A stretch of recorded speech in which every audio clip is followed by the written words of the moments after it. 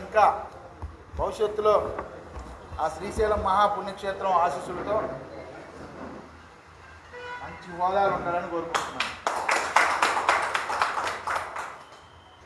మంగళగిరి పట్టణం BJP party నాయకులందరికీ కూడా నమస్కారాలు తెలియజేసుకుంటూ, పేద వర్గాల నాయకుడు పివిఎన్ మాధవ్ గారు రాష్ట్ర అధ్యక్షులైన దగ్గర నుండి కూడా భారతీయ జనతా పార్టీని అన్ని వర్గాల ప్రజల్లోకి పార్టీ సిద్ధాంతాలను విరివిగా తీసుకెళ్తున్నారు.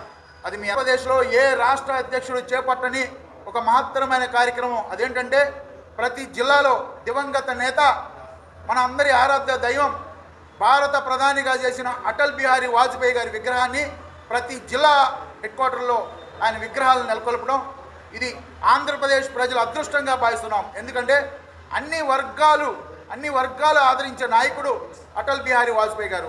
ఈరోజు అటల్ మోదీజీ సుపరిపాలన యాత్ర పేరుతో రాష్ట్ర వ్యాప్తంగా ఒక బస్ యాత్ర చేపడుతున్నారు. దానికి జనసేన నుండి కానీ తెలుగుదేశం పార్టీ నుండి కానీ పూర్తిగా సహకరించడం, వారందరి యొక్క ప్రేమ, వారి పార్టీ అభిమానంతో కూడా మేము ఈ పార్టీ కార్యక్రమాన్ని చేపడుతున్నాం.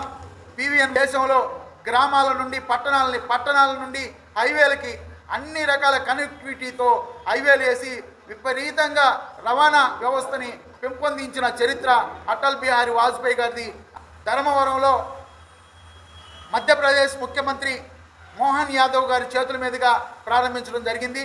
దానిలో మా రాష్ట్ర మంత్రివర్యులు సత్యకుమార్ యాదవ్ గారి నియోజకవర్గంలో మేము చేపట్టడం జరిగింది. వెళ్తాం.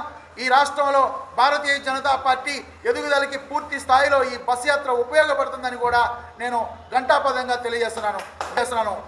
ఎస్సీ వర్గీకరణ చేపట్టిందే భారతీయ జనతా పార్టీ. నా జాతి ప్రజలందరూ కూడా దయవుంచి మాధవ్ గారు చేపట్టే ఈ బస్ యాత్రలో ఎంఆర్పిఎస్ కార్యకర్తలు ఖచ్చితంగా పాల్గొనాలి.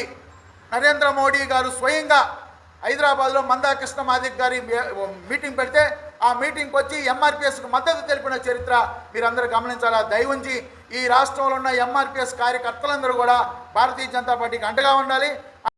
మా రాష్ట్ర అధ్యక్షులు శ్రీ పివిఎన్ మాధవ్ గారు ఎంతో ప్రతిష్టాత్మకంగా అటల్ మోడీజీ సుపరిపాలన బస్సు యాత్ర అనేది చేపట్టడం జరిగింది.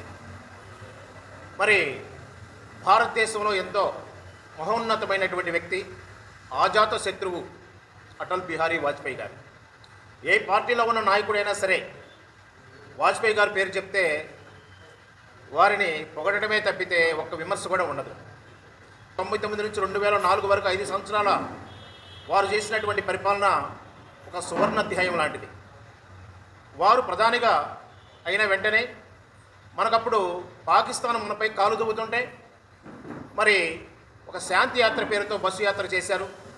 పాకిస్తాన్ వెళ్ళడం జరిగింది. లాహోర్లో అప్పటి పాకిస్తాన్ ప్రధాని, భారత ప్రధాని ఒక శాంతి ఒప్పందం కూడా చేసుకోవడం జరిగింది. ఢిల్లీ వచ్చింది. అలాగే దేశవ్యాప్తంగా ఎన్నో సంస్కరణలు, అభివృద్ధి కార్యక్రమాలు చేశారు. ఆ తర్వాత ఆయన గారు చేసినటువంటి పరిపాలన కొనసాగిస్తూ మన ప్రీతమ ప్రధాని నరేంద్ర మోడీ గారు 2014లో ప్రధాని అయిన తర్వాత భారతదేశ వ్యాప్తంగా ఎన్నో సంస్కరణలు, సంక్షేమ పథకాలు తీసుకొచ్చారు. జిఎస్టీ కావచ్చు, మరి కరోనా సమయంలో వారు చేసినటువంటి 140 కోట్ల మందికి వ్యాక్సిన్ అనేది అందజేయడం కావచ్చు, భారతదేశంలో మన దేశం యొక్క గొప్పతనాన్ని, మన యొక్క ఔన్నత్యాన్ని పెంచే దిశగా చేసినటువంటి ఎన్నో అభివృద్ధి కార్యక్రమాలు. ఇవాళ ప్రపంచ దేశంలో చూసుకుంటే ఆర్థిక వ్యవస్థలో 4వ స్థానానికి మనం చేరడానికి మోడీ గారు చేసిన కృషి ఎంతో ఉంది.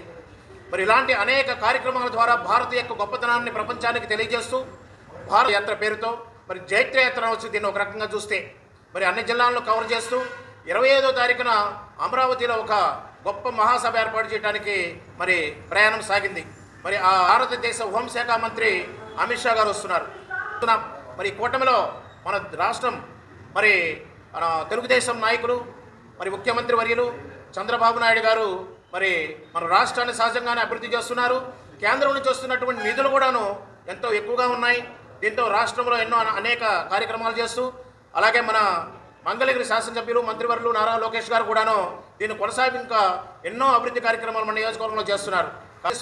భారత మాజీ ప్రధానమంత్రి స్వర్గీయ శ్రీ అటల్ బిహారీ వాజ్పేయి గారి శత జయంతి ఉత్సవాల భాగంగా ఈ 11వ తారీఖు నాడు నిన్న అనంతపురం జిల్లాలో వారి యొక్క కాంస్య విగ్రహం రాష్ట్ర అధ్యక్షులు పివిఎన్ మాధవ్ గారు మధ్యప్రదేశ్ ముఖ్యమంత్రి వారి సమక్షంలో ఆవిష్కరించడం జరిగింది. అలాగే 11వ తారీఖు నుంచి 25వ తారీఖు దాకా అటల్ బిహారీ వాజ్పేయి గారి శత జయంతి ఉత్సవాలు జరుపుకుంటూ రాష్ట్రం మొత్తం వాజ్పేయి గారి కాంస్య విగ్రహం ఓపెనింగ్ ఉంటుంది.